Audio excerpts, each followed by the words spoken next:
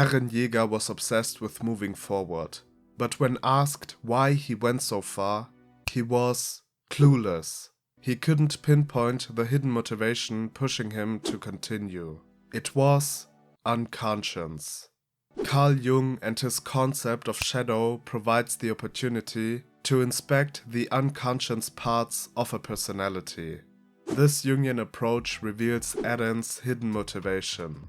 4 major chronological moments explain everything. Since birth, Eren was curious about the world beyond, and he always disliked the walls. If he could have, he would have destroyed the walls back then. The first of 4 moments to understand Eren's unconscious motivation was when Armin showed him the secret book of the world outside.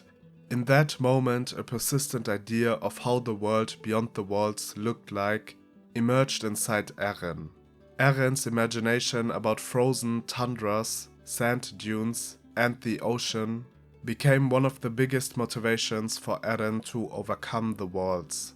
He desperately wanted to explore the world outside, and it fit perfectly with the feelings he already had towards the walls and freedom.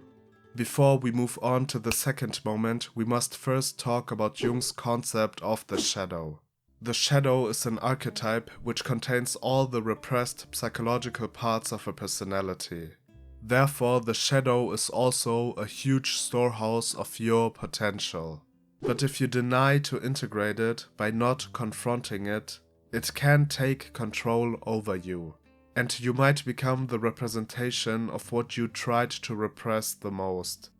Some anime examples for successful shadow integrations, which might help you to get a better understanding, are Naruto with his shadow, Kurama, Meruem with his shadow being Komugi, and Yuji and a part of his shadow being Mahito. Nagato and Obito, on the other hand, are, for the most part, negative examples.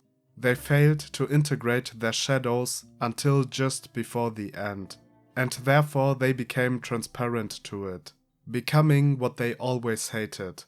Going back to Eren, we can now take a look at the second moment, which was Eren's disappointment about the truth. When Eren went through the memories of his father, he realized that the real world out there was nothing at all like he had imagined it after reading the book with Armin.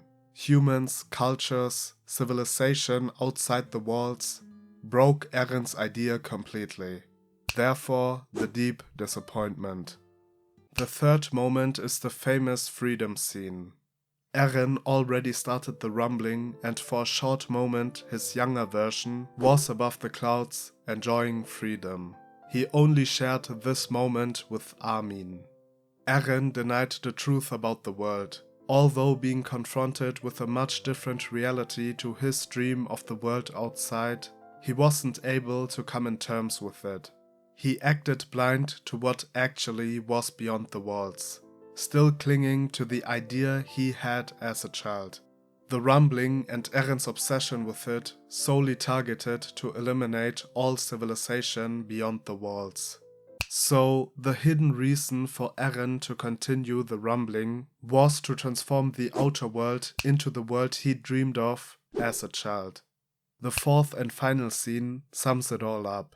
When Eren had his final conversation with Armin inside the coordinate, they visited all the places described in the book, but Eren refused to show anything what humans built beyond the walls. He exclusively focused on the spots he and Armin dreamed of as children, which shows once more how much he refused to accept reality.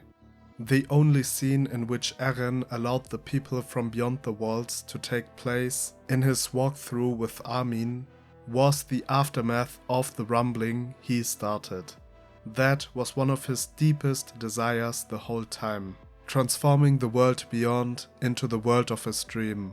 We must also talk about Armin. It's no coincidence that Eren only chose Armin to also participate in the freedom scene.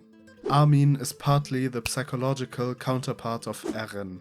They both bonded through the same dream. But in contrast to Eren, Armin was able to cope with the truth.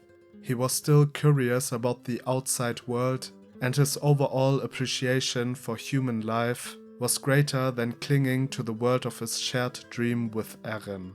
Metaphorically, Armin was able to leave the book behind and embrace reality, while Eren tried everything to make the book real. Eren took Armin to the scene because he was the only person who could possibly understand the freedom he felt during the rumbling, crafting the world both of them dreamt about. For Armin, the people beyond the walls didn't become part of his shadow. It was rather the opposite. Armin positioned himself with the people beyond the walls, fighting for them and against Eren. Ultimately, they were successful, and the one thing Eren couldn't cope with, which therefore became part of his shadow, eliminated him. But that wasn't the only reason for Eren's loss. Eren is a very complex character, and the partly fourth-dimensional coordinate made everything a lot more complicated. This video is a new format called JSS, Jungian Shadow Shorts. It's a branch of my regular shadow analysis series. I already made a full shadow analysis of Eren and Reiner some time ago, and 2 additional analysis videos about Attack on Titan, which also shine some light on Eren's character. As always, thank you for watching. If you enjoyed the video, leave a like and write your opinion in the comments. More content coming soon, so subscribe to my channel, and hopefully see you soon.